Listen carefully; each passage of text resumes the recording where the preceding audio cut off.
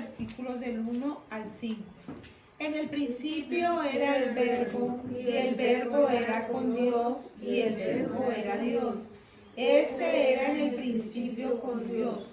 Todas las cosas por Él fueron hechas, y sin Él nada de lo que ha sido hecho fue hecho. En Él estaba la vida, y la vida era la luz de los hombres. La luz en las tinieblas resplandece, y las tinieblas no prevalecieron contra Él. Padre Santo, en el nombre de Jesús, hoy te doy gracias, porque en tu luz veo la luz. Hoy te pido perdón, Señor, porque no he vivido alabando tu nombre. Quiero, Señor, cada día rendir mi corazón, mi mente, mis pensamientos, mis deseos, mis caminos, delante de tu voluntad. Renuncio, Señor, al orgullo, a la mentira, al engaño, a la soberbia, Señor, y todo aquello que puede impedir que yo dé gloria a tu nombre. Te entrego todo, Señor, cada área, cada rincón de mi corazón. Tú lo conoces, Señor. No puedo ocultarte mis motivaciones. Yo quiero agradarte en todo. Y por eso hoy te pido que me alumbres el entendimiento, que me des discernimiento, el conocimiento tuyo, el dominio propio y el temor de Dios, para escuchar siempre y obedecer a tu voluntad. Te doy gracias en el nombre de Jesús. Amén. Hoy te damos gloria, Señor, porque te hiciste carne, Señor, fuiste clavado en la cruz, para que cada uno de nosotros, Señor, fuéramos salvos y pudiéramos, Señor, un día estar en tu presencia, tranquilos, gozosos y en paz. En el nombre de Jesús. Amén. Amén. Venimos estudiando o repasando, yo creo que estudiando suena muy pretencioso, repasando el tema de Daniel. Recuerdan ustedes que lo dividimos en dos segmentos básicamente, no abordando las vivencias, por lo menos no por ahora, de Daniel y sus amigos, pero ubicándonos en el contexto profético, ¿cierto? Y recordarán ustedes que venimos haciendo un salto en los capítulos, exacto. Entonces iniciamos por allá en el capítulo 2, luego aterrizamos en el capítulo 7, cansamos creo a tocar algo de 9, pero hoy vamos a retomar a propósito del capítulo 7. Recuerdan que en el capítulo 7, bueno, ¿qué recuerdan del capítulo 7? Que fue una visión de Daniel en el que vio las bestias. Ya. En la visión que Daniel, en una de las visiones que él tiene, estamos en el capítulo 7, en una de las visiones que él tiene, nos encontramos con que él tiene un sueño tenebroso, que a él lo espantó. De esos sueños que diría alguien, parece que fuera una pesadilla, ¿cierto? Después de una pizza o una frijolada a las 12 de la noche, se queda dormido cualquiera y ese es el tipo de pesadillas con las que nadie quisiera soñar. De hecho, la descripción que él hace, lo vimos la vez pasada, es tan precisa que él se queda sin aire y dice que necesita que le den esa instrucción, esa revelación. Capítulo 7 entonces habla de la revelación que él tuvo de esas 4 bestias. Y recordarán ustedes que procuramos hacer esa conexión de las 4 bestias con la estatua que había tomado lugar en la primera visión que él había enfrentado. ¿Recuerdan cuál visión fue esa? La de la estatua de Nabucodonosor. Que no era propia, no era la visión propia de él, pero era la que Dios le reveló para que interpretara de lo que había soñado Nabucodonosor. Y vimos en el pasado que esa estatua con la que Nabucodonosor había soñado estaba dividida en distintas etapas, ¿cierto? La cabeza, el pecho, los brazos, la cintura y las piernas, luego los pies. Y cada una de ellas significaba algo para Nabucodonosor. De hecho, eso fue lo que Daniel le transmitió. lo que Dios le había mostrado. Y fue muy claro, hablaba de reinos por venir.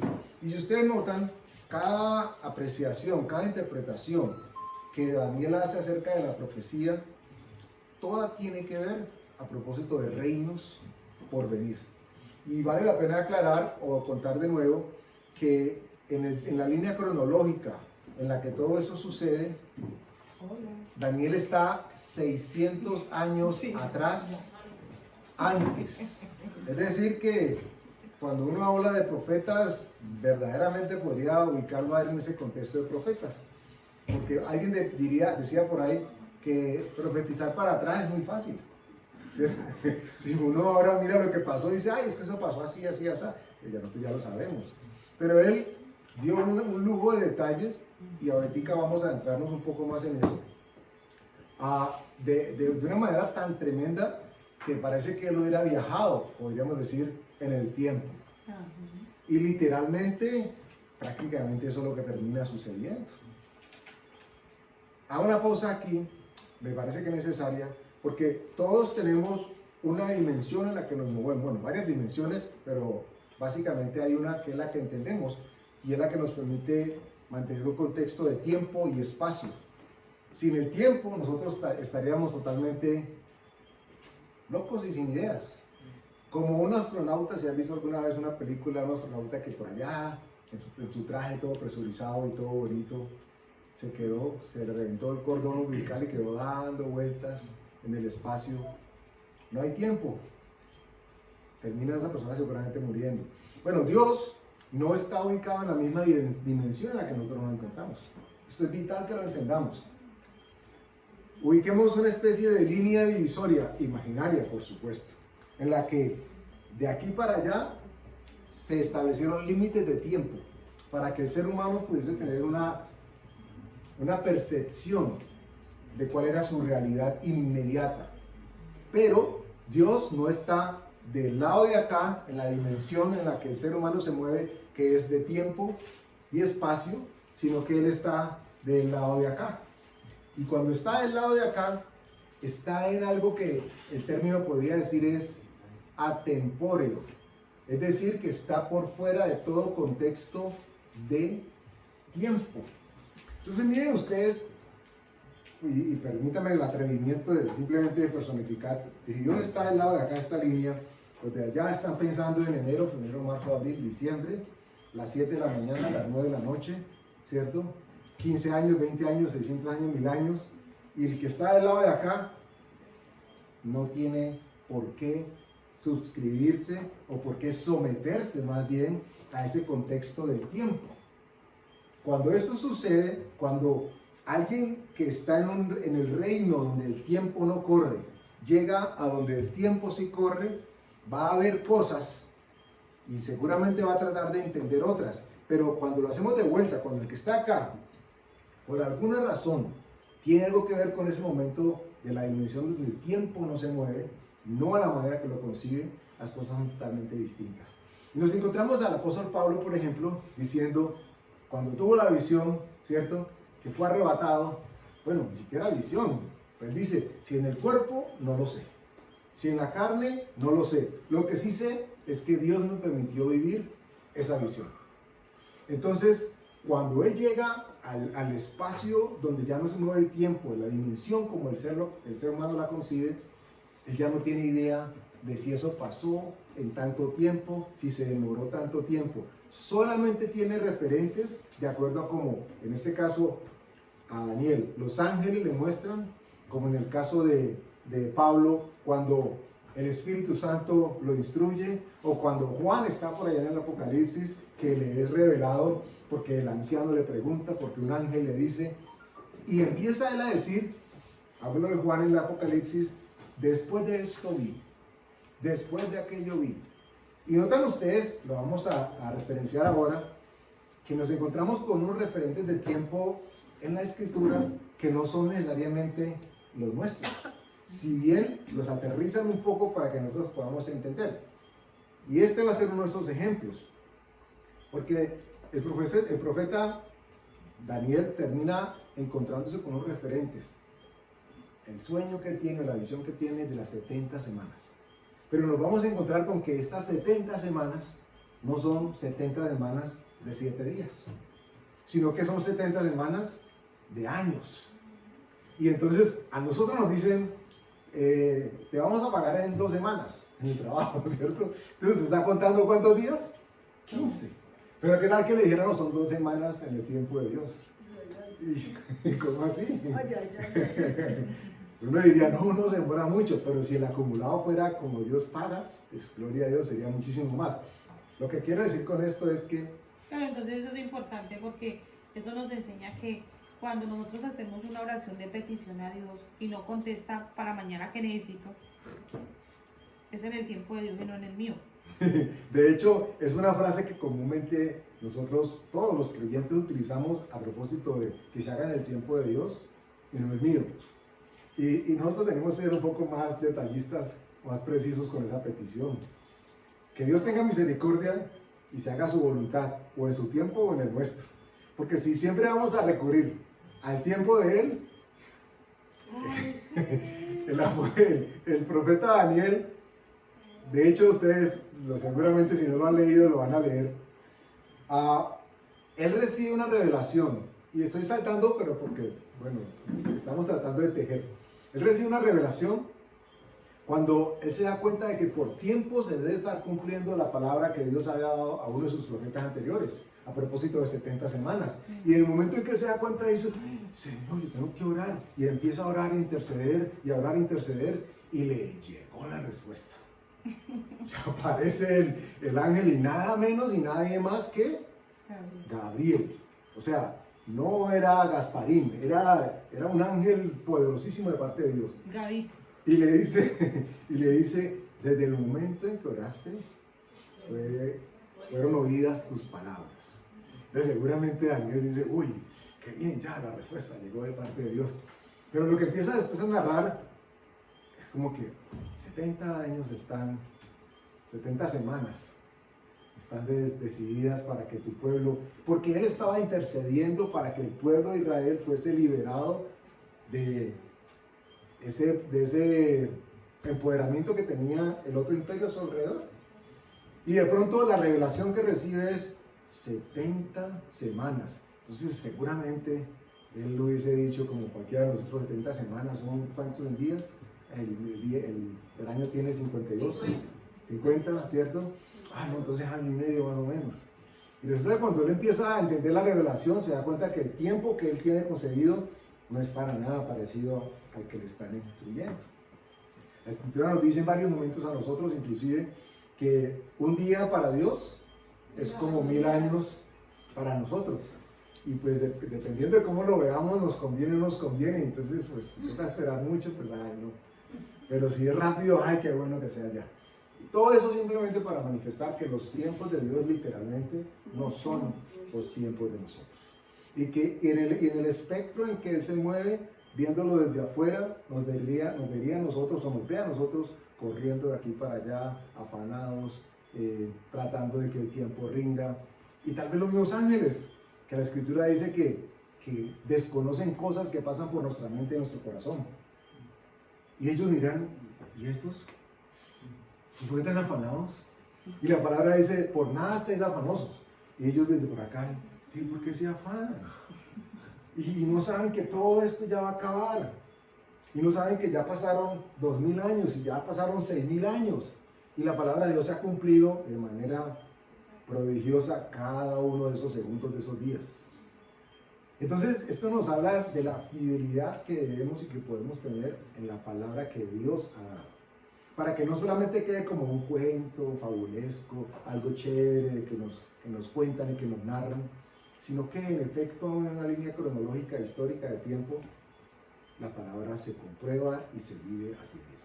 Entonces estamos aquí, Nabucodonosor soñando, soñó con la estatua, vino Daniel, le interpretó el sueño, pero después del mismo Daniel o quedó de alguna manera impactado por lo que Dios le había revelado, o simplemente Dios estaba confirmando qué era lo que iba a pasar.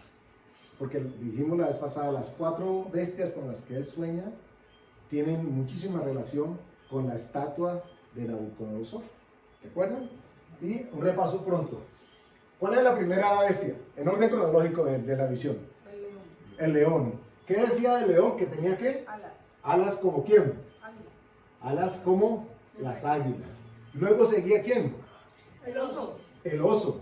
El oso con jinete. ¿Y qué particularidad tenía el oso? Tenía unas costillas en los dientes. Le gustaba la Y era costilla de la cojo, y barbecue. era cojo. Y era con jinete. Y además cojeaba de un lado. Porque, claro, ¿Ok? Y luego nos encontramos con ¿qué? con el leopardo. El leopardo. ¿Y ese leopardo qué característica tenía? 4 cabezas. El cabezón. Un leopardo cabezón. ¿Ok? Y además tenía alas. Y por último, Una cosa rara. una cosa rara, que solamente podemos decir que tenía cuernos y cuernos y cuernos, y que de uno salía uno y luego salía otro, Pero parece un dragón. pero parece un dragón. Y de hecho, ustedes recordaban que cuando mencionamos la estatua de Nabucodonosor, dice que lo que era último, la mezcla de barro y hierro, despedazaba todo lo que había a su alrededor. Entonces imagínense ustedes a Barney, no se lo Barney, sí, perdón, sí, siguieron sus actividades, pero Barney es un dragón. Pero un poquito loco. Sí, Un poquito loca la de hecho asexual, ¿no? Sí. Pero bueno, eso nos quisieron hacer que... Entonces tenemos aquí a Barney, que representa, dijimos en el pasado, a Roma. El papá de Barney. El papá de Barney, el antepasado. Entonces tenemos primero el león con las alas. ¿Y qué es lo que le dice Daniel en su interpretación a Nabucodonosor? ¿Recuerdan? Le dice, tú eres, oh rey, esa cabeza. En el sueño que tiene Daniel, él dice que vio un león como con alas de águila, y a ese león le fueron arrancadas las águilas. ¿Y usted? ¿Ah? Las alas, perdón, las águilas, sí, las alas. Eso fue lo que dije. Las alas. Entonces, cuando Nabucodonosor se identifica como la cabeza de oro, y luego Daniel lo identifica como el león con las alas, le está diciendo de que las alas le iban a ser quitadas. Y saben que eso sucede. Si ustedes leen entre el capítulo 3 y el 6, más o menos, que está hablando de el momento en que Nabucodonosor se enaltece. ¿Se acuerdan? Porque Daniel en un principio le dice, de esto hablamos la vez pasada, Daniel en un principio le dice, tú eres ese rey. Y Dios te está mostrando eso con 12 meses de anticipación. Así que haz obras, arrepiéntete y ten misericordia.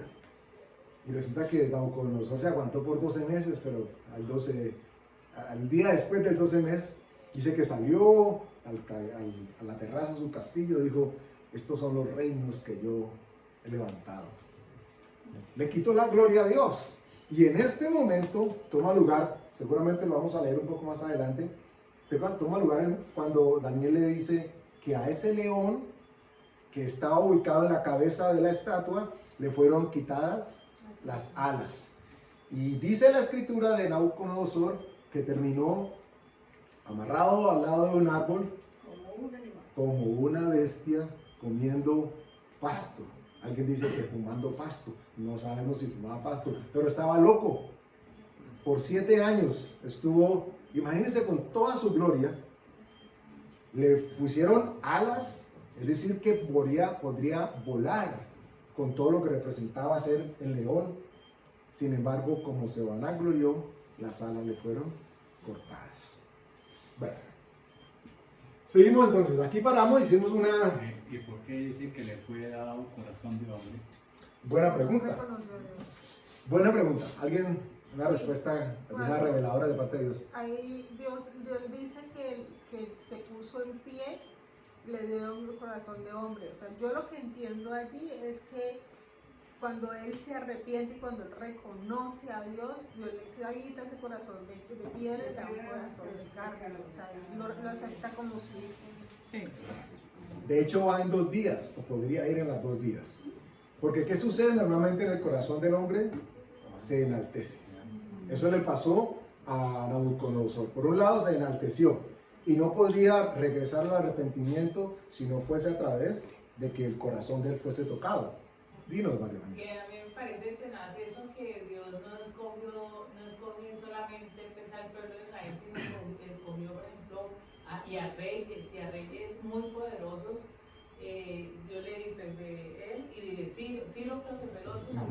Pues ya no lo escogió y Porque Dios tiene eran misericordia. de pueblos totalmente Es que la Escritura nos dice que Dios tiene misericordia de quien Dios tiene misericordia. No es que, ay, es que nosotros somos de Cali, en Cali somos los más salseros, y entonces por eso es que aquí nos arrepentimos más, ¿no? Mentiras. Cada quien, la única manera que cada quien puede tocar el corazón de Dios es a través del arrepentimiento. Y Dios conoce lo que va a suceder en el corazón de nosotros. Eso pasó con Nabucodonosor. También es importante mirar que todo eso es como para darnos ejemplo a nosotros ahora.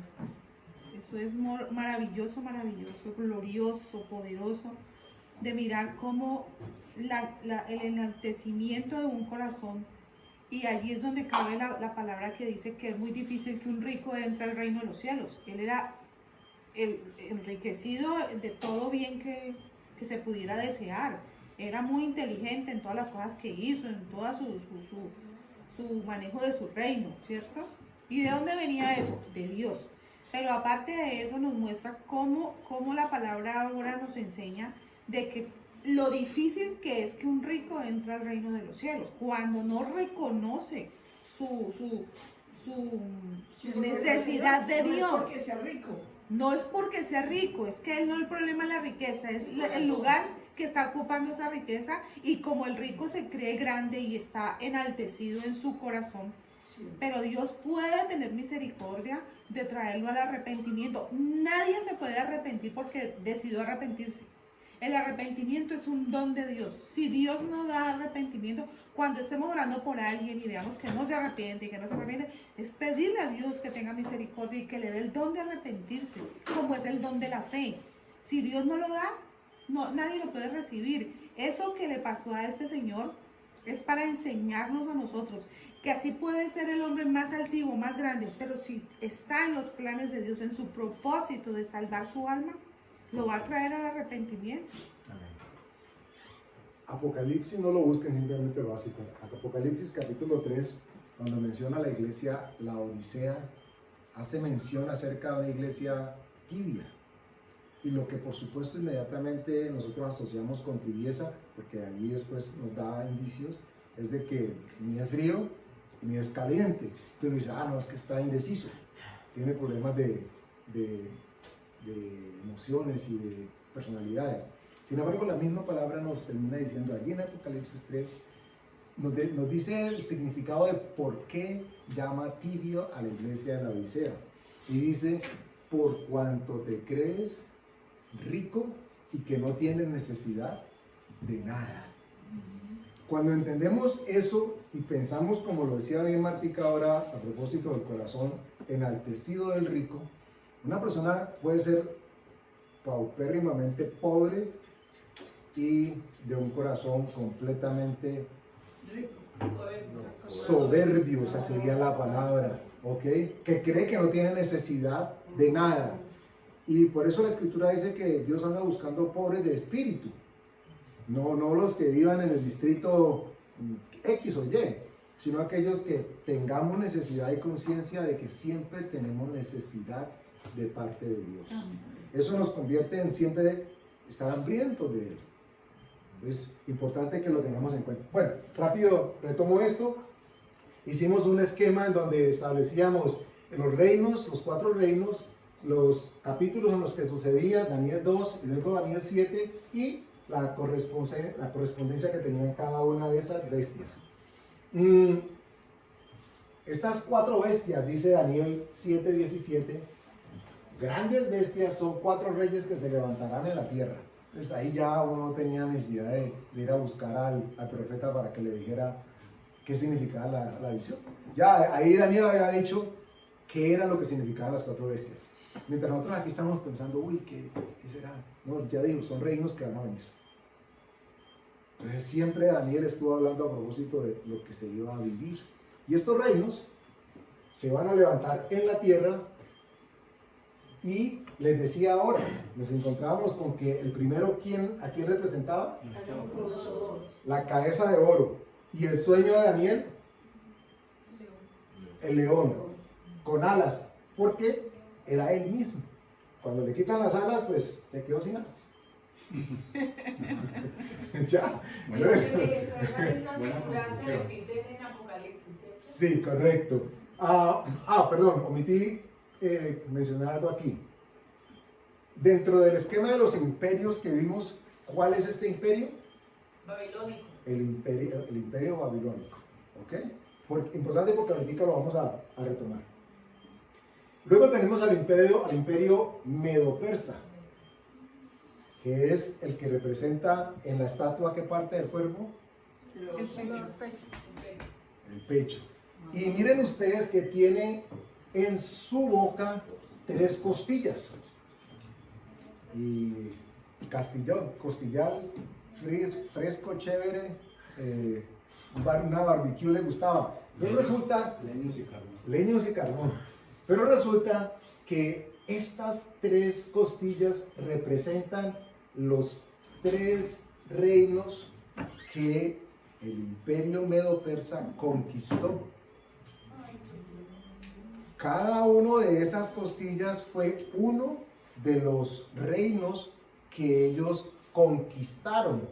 Y en este caso, por eso incluyen a Babilonia. Por eso les decía antes que si Babilonia lo refrendábamos con Nabucodonosor, eso significa entonces de que aquí ellos también se rinden. Por eso le fueron quitadas las alas a Nabucodonosor. Es decir, él mismo, como rey, estaba siendo sometido al otro reino que iba a venir después de él. Era lo que él había soñado. Ustedes recuerdan que en un principio él quedó bien cuando le interpretaron la cosa, porque casi que dio a entender, no, tú estás bien, rey, tú eres de oro. Y los reinos iban a venir después. Entonces alguien podría decir, ay, no me importa que pasen entre 200 años y yo había muerto. Había podido decir Nabucodonosor. Pero resulta que nos encontramos que él mismo termina siendo presa de ese reino que iba a venir, el oso, o lo que parecía un oso. Pero ustedes recordarán qué característica tenía ese reino. ¿Cómo?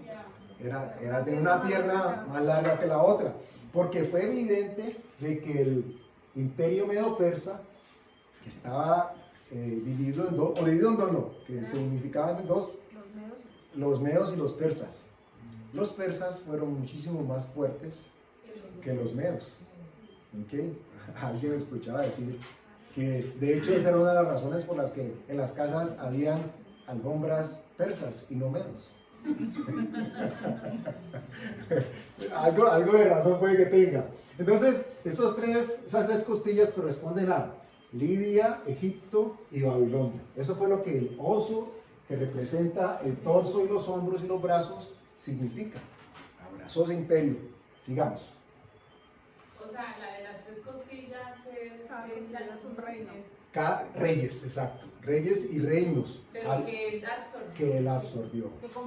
Que conquistó. Porque primero nos describieron a la cabeza de oro y luego los hombros, ¿cierto? Pero noten ustedes que Daniel le decía, tú eres ese rey, tú eres la cabeza, y después de ti vendrá un reino, y después de ese reino vendrá otro reino. Bueno, ahí cronológicamente nos está diciendo. Luego nos encontramos con Alejandro Magno. el leopardo ese. ¿Y por qué hablamos de Alejandro Magno? Porque la historia, por eso les decía yo, que es tan preciso la historia de la investigación, por lo tanto, sujeto a validez por los técnicos y los expertos. Alejandro Magno tuvo una particularidad. ¿Ustedes recuerdan qué material o qué metal identificaba el tercer reino en la estatua de Nabucodonosor? Hierro. Plata. Bronce. No. Primero era oro, luego plata y después bronce. ¿Y saben qué particularidad tuvo este personaje Alejandro Magno? Que hasta la aparición de él en el contexto del globo terráqueo, los aparejos, las vestimentas que utilizaban los soldados para la guerra eran muy convencionales. Vestidos de tela, burda, pero tela, y lo que utilizaban para proteger sus articulaciones o sus cabezas era básicamente pieles de animales, cuero en otras palabras. Pero aparece Alejandro Magno y el metal con que empiezan a generar todo es a reemplazar más bien. Esto con lo que se protegen es precisamente el que Daniel le narró al rey. Aparecen los metales y para beneficio del hombre en este caso. Alejandro Magno hizo algo que difícilmente alguien más podría hacer, teniendo en cuenta lo que sucedió en ese tiempo. Dice que la historia dice que en 13 años conquistó todo el mundo que se conocía en ese momento. O sea, y no había avión, no había tren, no había vuelos supersónicos ni nada de eso, pero en 13 años él y sus ejércitos llegaron y abarcaron absolutamente todo. De ahí la relación con el leopardo, Por la rapidez. por la rapidez. Y particularmente nos encontramos con que él a su vez tuvo 4 generales que le servían. Nombre, ya saben, para los que quieran tener hijos: Seleuco, Ptolomeo, Lisímaco, lo hemos escuchado, yo creo que en alguna ocasión, y Casandro. Eran 4 generales de él que terminan absorbiendo lo que su reinado había conquistado. Alejandro, ¿Cómo se absorbiendo? O sea, se quedaron con el rey. ya vamos para allá, porque de manera, solamente Dios sabe por qué, después de 13 años de conquistar el mundo, Alejandro Magno dura 7 años más vivo y ya, se murió. Murió 30 años. Murió. Jovencito. ¿Y quiénes quedaron? ¿Quiénes heredaron? Seleuco, Su Ptolomeo, gobierno. Lisímaco y Casandro. Todos estos. Y ahí salen los reinos que están tipificados en las 4 cabezas que la bestia, acá, bueno, quien alcanzan a ver, crean por fe que hay 4 cabezas. Y lo mismo con las alas, porque una vez que él muere, cada uno de ellos termina haciendo lo que bien le pareció. O sea que el leopardo en sí es Alejandro. Sí, Y de lo que genera él son estos 4 4 cabezas. cabezones. Los 4 Pero las cabezones. alas tienen que representar algo. ¿Qué representa La velocidad. las alas? La velocidad con la que él se movió, pero también, podemos decir así, no vamos a decir que estamos interpretando acá imágenes, pero el salto o la posibilidad de movimiento que cada uno de ellos tuvo para tratar de ejercer su propio dominio, porque de ese solo reino, el de Alejandro Magno, se desprenden 4 más. Entonces, Cuando él muere. digamos que uno se va por allá, el otro se va por acá, ¿cierto? Acá le dirían huele alto, no tan alto como este. Entonces tenemos a el leopardo. Y luego nos vamos con la 4ª bestia, esa que no hemos podido definir, pero que sabemos que es a la que le fueron infiel, Una fea. porque es la que tiene más cachos. Esa es la que tiene cachos. Entonces, y saben, no, lo digo con jocosidad, pero la Biblia nos da indicios de que es lo que va a suceder, se le van a torcer. Sus propios adeptos dicen, ¿saben ustedes qué dice para allá Apocalipsis? Que van a estar maravillados los reyes de la tierra. Babilonia, la gran Babilonia.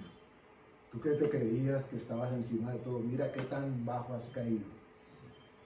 Mucha gente se va buscando el beneficio propio a señalar. Porque dentro del reino de las tinieblas no hay unidad. Ya hemos hablado de eso. No puede haber unidad. Entonces tenemos a esta super bestia que nos habla que tiene varios cachos, cuernos, y que de ese cuerno, de uno de esos cuernos salió otro cuerno más que creció larguísimo. Imagínense cómo eran los cachos. Tenía ojos. Mira que sí. ¿Sí? Feo. La cabecita encima, mira la cabecita con ojitos arriba también. Mira aquí. Otro cachito. le falta algo. Puede ser conexión. Bueno. Entramos ahora un poco más en materia.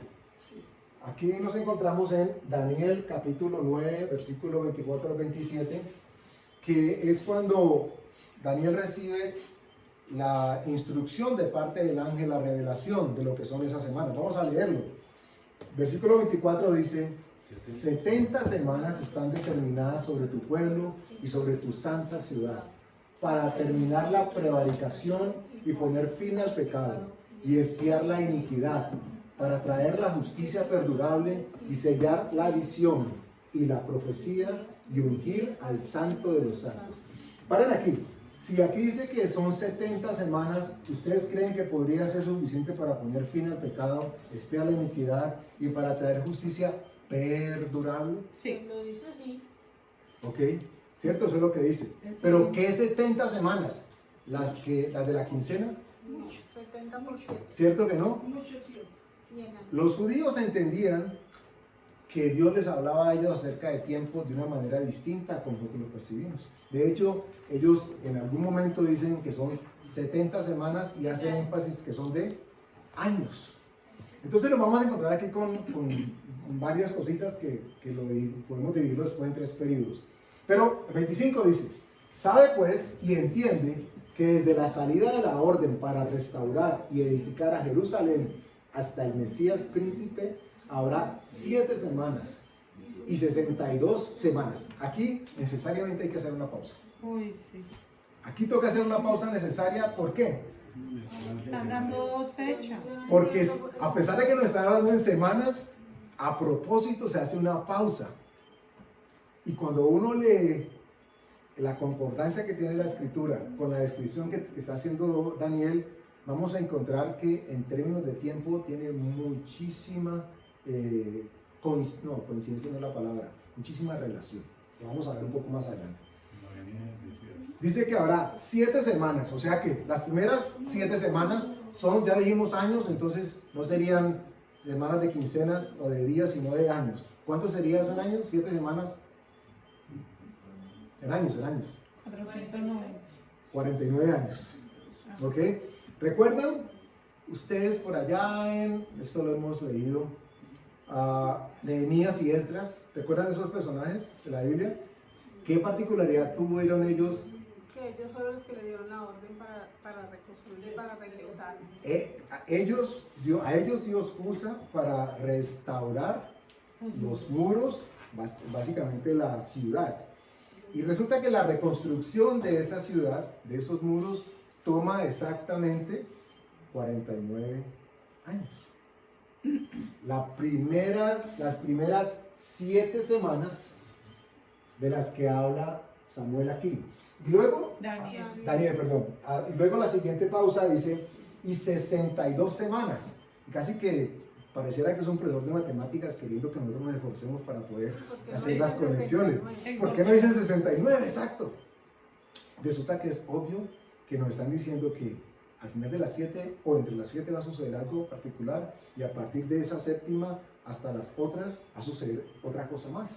Nos está haciendo pausas, como cuando uno lee que uno no lee coma o no la dice por lo menos, sino que uno hace la pausa porque sabe que tiene que parar. va con ideas, tal cual. ¿Ves? Sigue 62 semanas. Se volverá a edificar la plaza y el muro en tiempos angustiosos. 26. Y después de las 62 semanas se quitará la vida al Mesías, mas no por sí. Y el pueblo de un príncipe que ha de venir destruirá la ciudad y el santuario, y su fin será con inundación, y hasta el fin de la guerra durarán las devastaciones. Qué huequito. Piensen ustedes que esto sucede casi 5 siglos, si no más, antes de que vaya a suceder. Es decir, Daniel en realidad está viendo lo que va a pasar más allá. Dios lo trajo por un segundo de este lado para mostrarle lo que iba a suceder acá. Un viaje tremendo. ¿Recuerdan ustedes que por allá creo que en el 12 él termina diciendo, Daniel, que en los postreros tiempos la ciencia va a aumentarse? ¿Y cómo se dio cuenta él? Porque vio. Porque vio algo que Vio los astronautas. solamente él podía hacer. ¿Y cómo se da uno cuenta para ver lo que va a pasar en el futuro? Porque está por fuera de él. Y eso es importante que ustedes y yo tengamos en cuenta a propósito de Dios. Dios no se ubica en nuestra esfera de la dimensión en la que nos movemos. Él está por fuera. Por esa Y tal vez así podemos entender un poco más una de sus características o cualidades, que dice que es omnisciente. Es decir, que puede estar en todo lado. Por eso es que Él nos ve a futuro. Cuando decimos que Él nos ve santos, que Él nos ve perfectos, y uno se mira y dice, no, pero lo que yo pienso, lo que yo hago, pero es que Él no nos ve ahora, Él nos ve la obra de Cristo, porque dice que el que comenzó la buena obra la terminará hasta el día que Jesucristo venga. Entonces, eso forma parte de la identidad, saberte que aunque yo sé que peco, aunque yo sé que pienso, hago, Dios me ve a mí perfecta, o nos ve perfectos, ¿cierto? Y Él está esperando que nosotros lo entendamos, no para decir que nunca vamos a pecar y que que somos imperfectos, no. Es que nos da el don de arrepentirnos y cada vez que nos equivocamos, cada vez que nos damos cuenta porque tenemos al Espíritu Santo y nos convence de pecado, de justicia y juicio, pues vamos y nos arrepentimos. Pero eso es lo como Dios nos ve. Él nos ve ya glorificados, por eso que hemos resucitado y estamos sentados en lugares celestiales. Ah, pero que yo estoy en la tierra, pero en el Espíritu. Y a esa atemporalidad de Dios nos ve así. Claro. Tal vez no es fácil de entender porque nosotros mantenemos en el tiempo. Claro. Pero estando por fuera de Él, podemos visionar un poquitico por qué Él dice lo que dice de nosotros. Como bien lo decía Martica, pero ¿cómo así que estamos sentados en lugares celestiales? Si estamos aquí sentados en las mesas celestiales. Pero ante los ojos de Dios, lo que Él vio que sucedió con nuestras vidas es lo que nosotros seguramente nos tomaría años, cientos, en este caso a Daniel, cientos de años para ver. Versículo 27. Y por otra semana confirmará el pacto con muchos. A la mitad de la semana hará cesar el sacrificio y la ofrenda. Después, con la muchedumbre de las abominaciones, vendrá el desolador hasta que venga la consumación y lo que está determinado se derrame sobre el desolador. Y, ay, pero Uy, ahí esa es la ira de Dios. eso se puso como raro allí. Esa es la ira de Dios. ¿Qué tenemos que tener claro y que sea importante para nosotros en estos 3 o 4 versículos que hemos leído? Número 1, que hablan de semanas. En primer sentido nos hablan de ¿cuántas semanas? 7. Luego nos dicen 62, para un total de 69. 69. Y al final nos dicen 7. por otra semana. Es decir, que en total estamos hablando de 70 semanas. Qué pena cuando dice ahí y confirmará el pacto. Ya vamos para allá. Ya vamos para allá. En esta línea, con ese esquema de tiempo, ustedes pueden ver, no sé si alcanzan a verlo, si no se los leo de por allá. Estamos hablando de las 70 semanas de Daniel y el plan de Dios para el fin del tiempo. Aquí, este es el exilio babilónico. Ubíquense en Nabucodonosor, ¿cierto? Mientras le revieran el sueño y mientras pasa lo que le han dicho, estamos aquí. El decreto de Ciro sobre la reedificación de Jerusalén toma lugar aquí. Recuerdan que él le dijo que cuando parta la orden de reedificar Jerusalén, entonces va casi como si el tiempo de esas 70 semanas empezase a correr, está moviéndose. Entonces, aquí pasan los 49 años que toma reconstruir ese templo o esos muros de Jerusalén. Y nos vemos ubicados en lo primero que leímos ahora en el versículo anterior, las 7 semanas, que son 49 años. Luego dice que 62 semanas desde que Jerusalén sea reedificada hasta que el Mesías príncipe sea muerto. Pero leíamos que decía que no lo van a matar, que él va a entregar su vida, ¿cierto? Que él va a poner su vida. Amén. Ya vamos a llegar un poquito más adelante. Dice que después de esas 62 semanas va a haber una destrucción de Jerusalén. Martica lo decía ahora, que fue algo que se presentó con Tito. el general Tito. 434 años más 50 y pico. Cuando en Mateo 24 dice que Señor Jesús dice que huyan a los montes, que cuando es que, espere. Mateo 24 dice así, peribera, como hicimos aquí, vale, peribera. Mira, espérate. Espérate, ve. Mientras Matica lo busca allí, mantengan la idea de que eso es como una especie de línea de tiempo.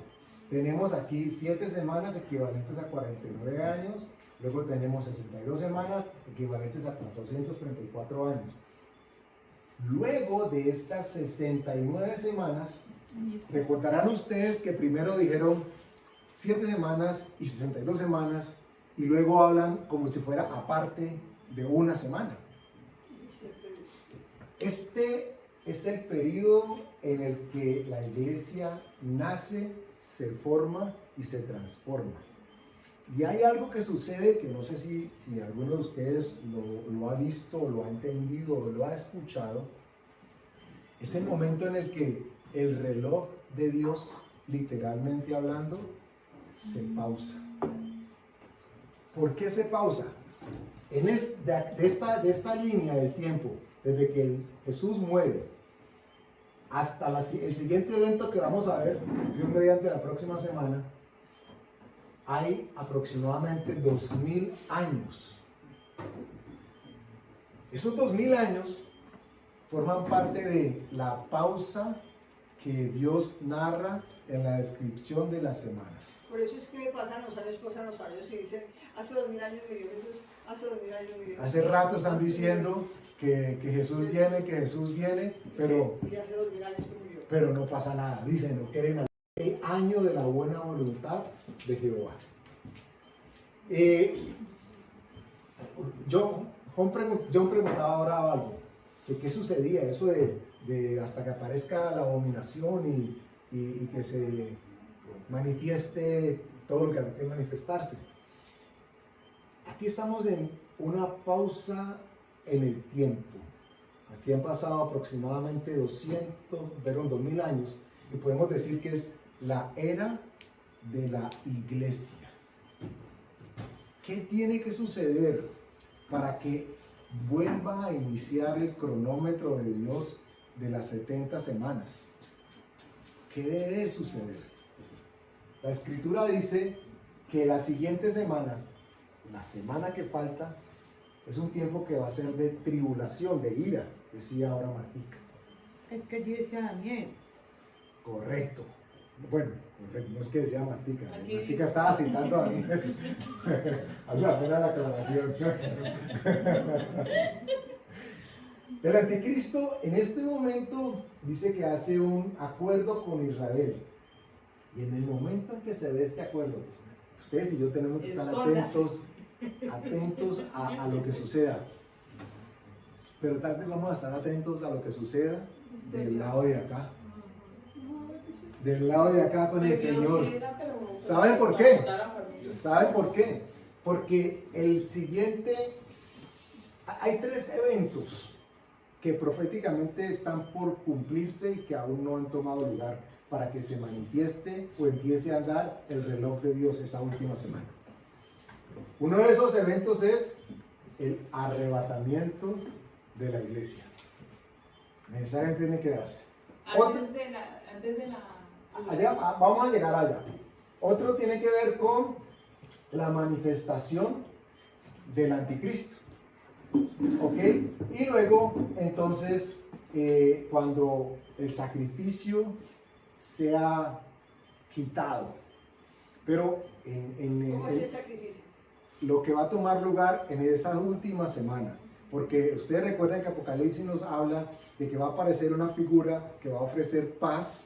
Y durante los primeros 3 años y medio la gente va a estar gozosa por esa paz hasta que Él mismo se manifieste como es y diga, no hay ningún pacto, no hay nada, este soy yo, y va a quitar el sacrificio que había autorizado para que Israel hiciera en el templo que debían haber construido y se manifiesta como Él, como es. Y ahí es donde caen en cuenta los israelitas. Que la embarraron. Pero para que eso suceda, la iglesia ya no tiene que estar aquí. ¿por qué la iglesia no puede estar aquí?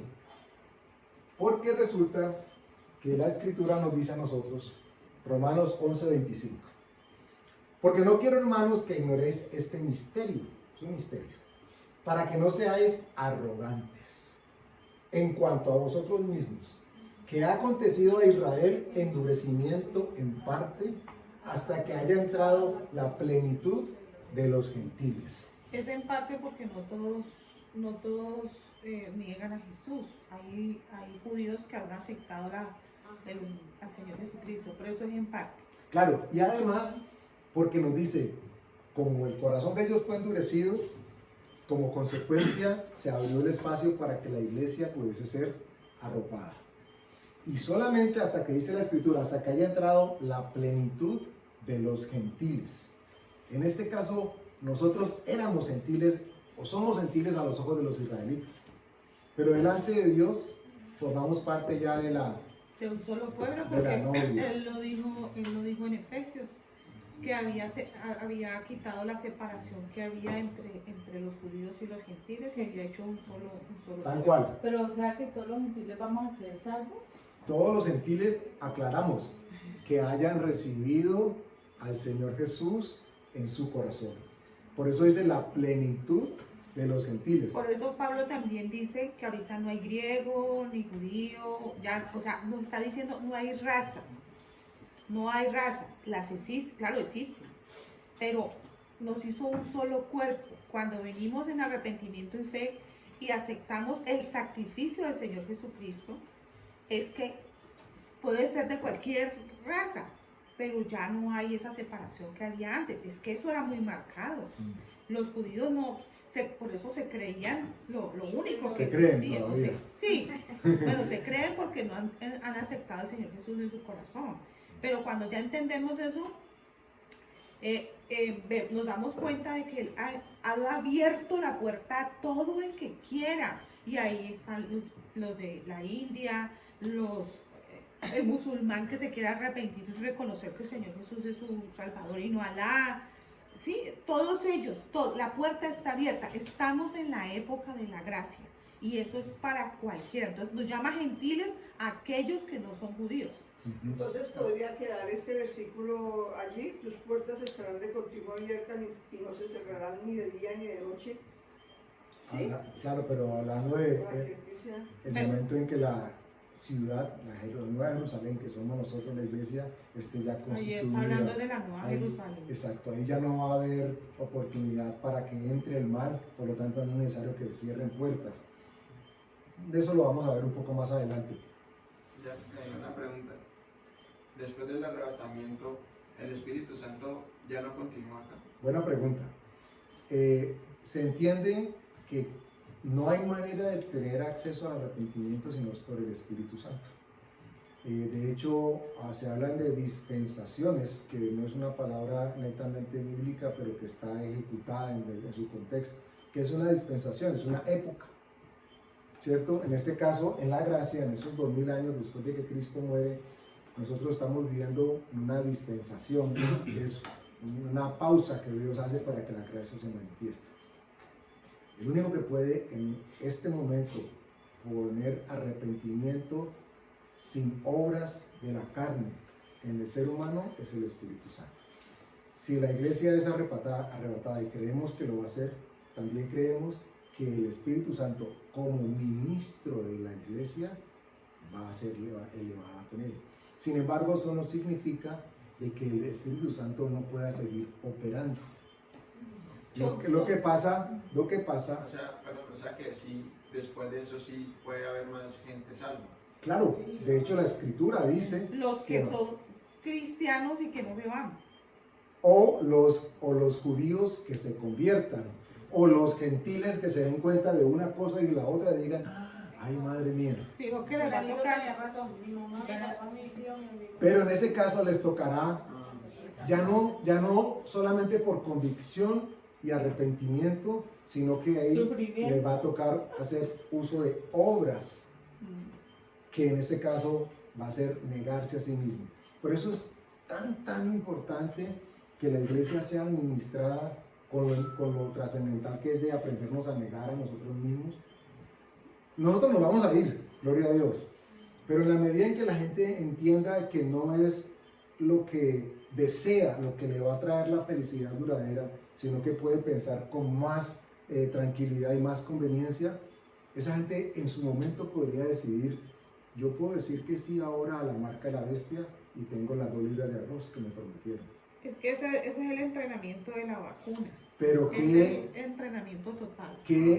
lograrían? Psicológico. En el corto plazo hacen sus necesidades, pero en el largo plazo están siendo desechados como herederos de la gracia. Y ya ni siquiera por las obras podrían entrar, porque ya han aceptado la marca de la bestia.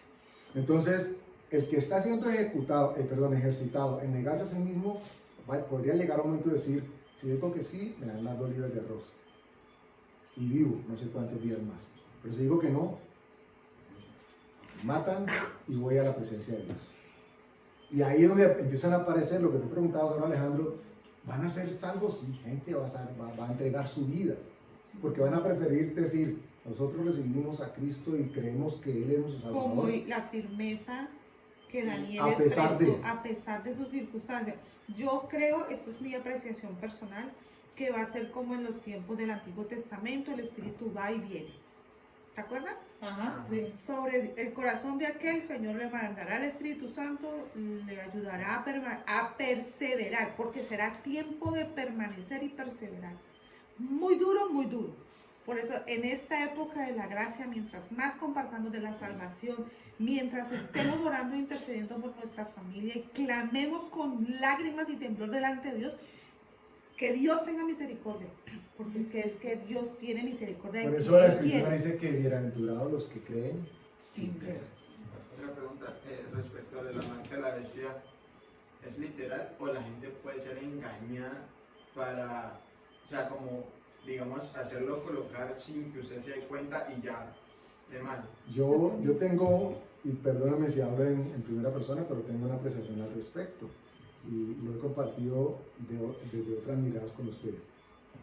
La Biblia nos enseña y nos entrena a tratar de reconocer a un enemigo que se camufla y lo sabe hacer muy bien. Entonces nosotros teníamos que estar en todo momento atentos, no en qué momento aparece el diablo con cachos y tridentes para decir ahí está, sino en dónde se quiere manifestar y que la Escritura dice que se disfraza como ángel de luz. Y cuando yo considero en eso, entonces yo tengo que tener en cuenta que existen posibilidades de que me vayan a vender algo que no necesariamente es lo que me están diciendo y que pueda ser tomado como una antesala de lo que sería una marca. El Señor Jesús, por eso sí, lo primero que le dijo a los discípulos es que mirad que nadie los engañe. Claro. Es la primera advertencia después de que le están diciendo que qué va a pasar más adelante. Ay, sí, Sí. mirad que nadie... Que nadie nos engañe. ¿Por qué va a hacer eso? Porque estamos en la época más grande del De engaño. engaño, Todo del es engaño y todo es Y mentira. sobre todo por algo en particular, porque tal vez en este momento la gente, a propósito del tema de la pandemia y las vacunas, ellos dicen, no, que no es la marca, no, que sí es la marca. Seguramente no lo sea, pero ¿cómo se está condicionando a la gente? Programando. Exacto. Programación. Entonces nosotros como cristianos tenemos que tener claro eso. Ok, eso es una jeringa, pero ¿qué estamos dispuestos a conceder o a ceder más adelante? Y eso es lo que, no sé, es la pelea con la gente cristiana y con la familia. Porque es que ellos, no, es que no tiene nada y yo me lo hago y ya mi familia ya están vacunando a mis sobrinos, que ya falta la chiquita apenas. Y entonces es una pelea continua, pero entonces allí uno como que se queda, porque entonces ya están programados a todos a los niños y todo, de que hay que cumplir con una cosa que están exigiendo. Es que es un tema de marketing y de propaganda. Y de presión social. En algunos momentos hemos hablado y creo sinceramente que la palabra dice que si nosotros nos hubiésemos expuesto a algo dañino o letal, Dios tiene poder para guardarnos. Entonces, en algún momento hemos hablado de eso con personas o hermanos que se han visto en la necesidad de asumirla. Pero que nunca nos engañen lo que hay alrededor en nuestro pensamiento, al respecto de que la posibilidad de engaño está siempre manifiesta Que la vacuna es la que salva. y que tenemos que desconfiar. Esto suena un tanto extraño viniendo de un cristiano, ¿cierto? Desconfíe, pero usted habla de fe, ¿cómo así? Pero tenemos que desconfiar de lo que el sistema de gobierno, que sabemos que no es el de Dios, sino que es el del príncipe de este mundo, nos ofrece. De ese tenemos que desconfiar porque no nos lo van a vender, bueno, lo van a vender envuelto, y ustedes saben qué quiere decir. Pero no necesariamente es lo que nos están diciendo. Entonces, y muchos líderes cristianos se unieron, los grandes líderes, digamos, de las iglesias más grandes de Colombia. Duque las llamó para que ellos se acogieran en la vacuna y que, digamos, a sus feligreses los llamaran, les inculcara pues todo eso. Entonces los pastores y todo felices porque les habían dado un diploma de reconocimiento, que ustedes, que la iglesia, que manejan. Y todo el mundo pues en pro de eso, pero entonces, en pro de la vacuna. Pero entonces, y que era, digamos, el grupo donde yo iba, a mí me parece eso tenaz porque es también leer los tiempos, que es un tiempo de engaño, que son tiempos diferentes, ya no estamos digamos, en los años ni 60, ni 70, ni nada, no, ya es un tiempo donde ya la tecnología y todo está para darse para lo que estamos viendo. entonces, volviendo a tu pregunta, ¿es posible que la gente reciba algo que no sepa qué es? Claro que es posible. Dios nos guarda y nos guarde a cualquiera de nosotros. Pero estamos atentos. Debemos estar atentos para no ser engañados. Pero entonces ya estaría condenado. No necesariamente. No necesariamente. ¿Cómo así? ¿Si se deja marcar? Sí, sí, No, pero él está hablando de que si por ejemplo la vacuna fuera la marca, entonces la gente está condenada en este momento. No. La vacuna no es la marca. Por eso, Pero acaso, yo, pues. yo lo que creo es que la persona va abriendo su corazón y su mente a cosas que no son. O sea, que si cuando llegara el momento de que fuera la marca, muy posiblemente desde hace mucho tiempo ya abrió la puerta a lo que Sí. claro, es Ya, que va a miren, ser una cosa el ejemplo palpable es el tema de género, que nos lo vienen masticando desde hace décadas. Y hoy en este momento estamos en la generación que dice eso es normal. No es normal, pero va a llegar un momento en que la gente dirá, no, pues es normal que te chusen o que te pongan esto para poder que te den aquello. Y es contra eso que nosotros tenemos que estar muy prevenidos. Eso se llama condicionamiento Claro. clásico y eso es típico de la psicología y de la forma en que se maneja el mundo. Mire, eso... ¿Condicionamiento clásico se llama? Eso lo hizo Hitler con el tema del holocausto nazi.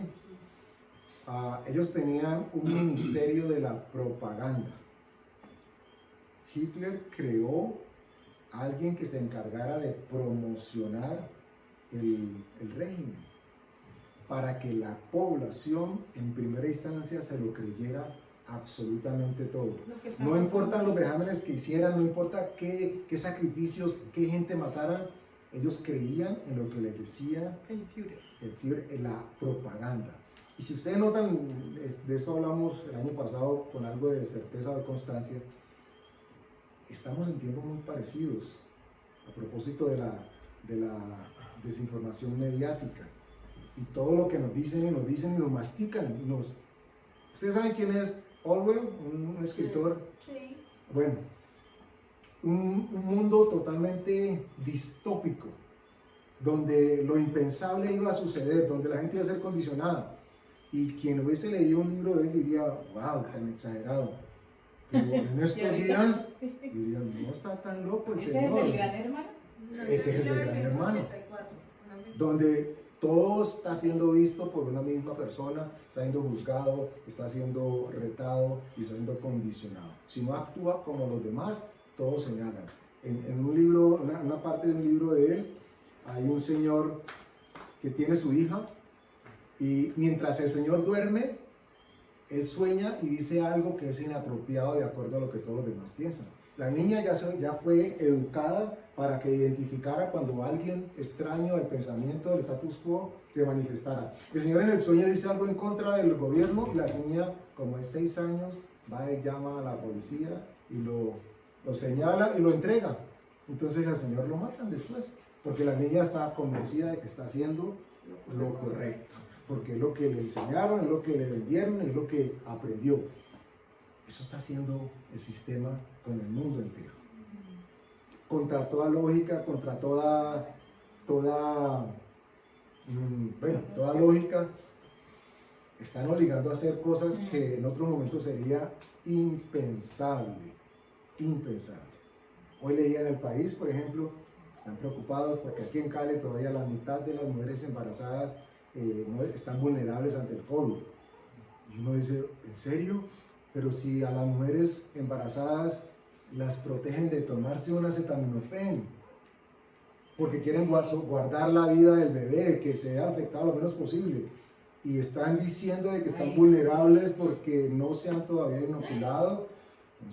Wow, o sea, y uno dice, bueno, es que la pandemia, pero si ustedes caen en cuenta, todo es alrededor de la pandemia, todo es alrededor de mantener el miedo y el pánico, para que en algún momento, como sucede, alguien diga, usted va a hacer mascarilla. Irresponsable. Usted no se ha vacunado, usted no puede estar aquí con nosotros. Irresponsable. Mi familia. Y ese cerco cada vez va cerrándose más, lo cual nos ubica a nosotros cerquita de este lugar, el arrebatamiento. Pero retomo lo que ya cierro porque nos extendimos mucho más de lo que pensamos, pero Dios lo quiso así. Yo preguntaba ahora a propósito de esto, y por otra semana confirmará el pacto con muchos, y a la mitad de la semana hará cesar el sacrificio. ¿Cuál es esa mitad de esa semana? La semana tiene 7 años. Si la dividimos en 2, queda 3 años y medio de un lado y 3 años y medio del otro. Entonces, a la mitad de esa semana hará cesar el sacrificio y la ofrenda. ¿Cuál sacrificio? La Escritura dice que los primeros 3 años y medio van a ser años de aparente paz, donde se va a establecer un pacto con Israel como pueblo. Se habla de la reconstrucción del templo. ¿Se acuerdan que les hablaba de 3 eventos que tenían que tomar lugar? Y esa paz también está relacionada con el ecumenismo. Y es que ustedes van a estar escuchando y se va a ir fortaleciendo más. El Papa, por ejemplo, manda siempre a que todos se unan, que todos son un mismo camino, que hay que la iglesia de acá, la creencia de acá. Eso es gravísimo. Y ya lo está haciendo. Ya lo está haciendo. Ya lo está haciendo el Papa. Y ya dijo que los gays eran... ¿Ya los aceptó? Ya los aceptó. Miren, la bestia grandota que solamente sabemos que tiene cachos y cachos y cachos. Pero es completamente terrible. Entonces, esa parte se va a ir aumentando y te van a ver. Y va a haber tanta propaganda y tanta cosa que tú vas a decir, pues sí, ¿no? ¿Tú crees en él? Sí, yo también. Sí es el mismo Dios, no es el mismo Dios. No es el mismo Dios. Solo es el Señor Jesucristo que vino. El Verbo se hizo carne y habitó entre nosotros. En este momento está habitando por medio del Espíritu Santo. Es muy delicado que nosotros, siendo cristianos, creyentes y practicantes, vamos a aceptar ese tipo de cosas. Eso es grave. Eso es negar la fe en el Señor Jesucristo, en el único que hay salvación. No hay otro. La última semana no ha empezado todavía a funcionar. Imagínense ustedes como un cronómetro gigante en el cual pasó las 7 primeras, pasaron las siguientes 62, 69 y alguien llegó y hizo y se detuvo el tiempo. Y durante ese tiempo el Señor Jesús muere, la iglesia es construida y transformada, pero ese cronómetro todavía no ha sido activado de nuevo porque falta una semana. Esa semana es la que nosotros encontramos que la Biblia describe como la tribulación o la gran tribulación. 3 años y medio de paz y 3 años y medio donde se manifiesta el enemigo cómo La es. bestia de los cachísimos. Pero en los 3 años, en los 7 años, va a haber de todos la tribulación y después la gran tribulación. Pues hay quienes O sea, defienden, paz, pero es una paz ficticia porque aparentemente todo estuvo bien, pero ya forma parte del plan que habla de condenación. Entonces uno podría decir que es gran tribulación desde el principio, así no haya. Pero también hablan de una paz, pero esa paz es condicionada. Ese es el tiempo en donde la gente tiene que hacer lo que la bestia diga.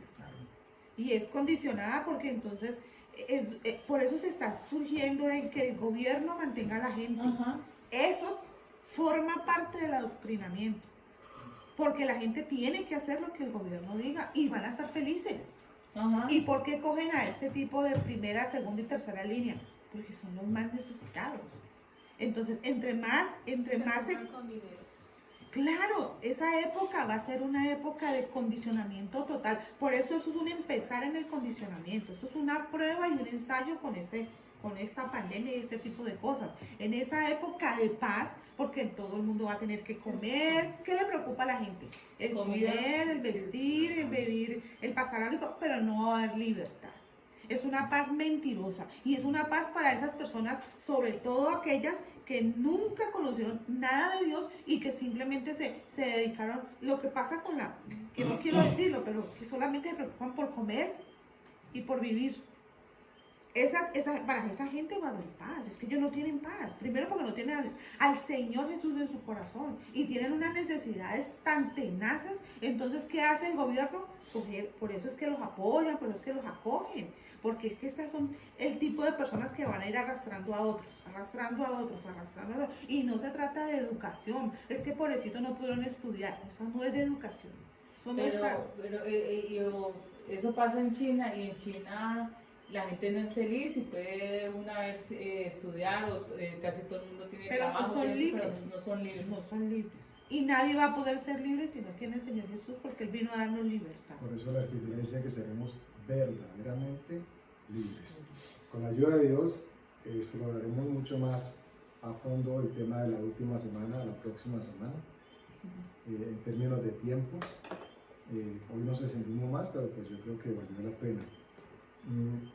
Es imposible pretender que ya ustedes y yo quedamos duchos en Daniel, ¿no? Seguramente la próxima semana ya nos hemos olvidado de quién es Daniel, el señor de la esquina, no. Pero lo que sí pretendemos es que cada vez tengamos más acceso a esa revelación, ese conocimiento que Dios ya ha dejado manifiesto en su palabra y que a nosotros nos compete conocer, porque la Escritura nos dice que ya no debemos desconocer las artimañas del enemigo. Ya no está en nosotros desconocerlas. ¿Ok? Vamos a orar. Padre, gracias por considerarnos, Señor, dignos de arrepentimiento, por haber tocado nuestros corazones, nuestras vidas, por haber dispuesto todo lo que sucedió en nuestras vidas desde niños, Señor, desde el vientre de nuestras madres. Gracias, Padre, porque nos escogiste, nos elegiste, Señor, para salvación. Y reclamamos, Señor, con humildad, pero con gratitud, esa promesa que tú diste de que no solamente seríamos salvos nosotros, sino toda nuestra casa, Señor. Cada quien lo hará de manera manifiesta e individualmente, pero creemos que tú eres fiel para mantener esas promesas de manera de que los nuestros y nuestros cercanos también, Señor, entren en tu reino. Te damos gracias porque estamos esperando que vengas por nosotros, tu iglesia, en el nombre de Jesús. Amén.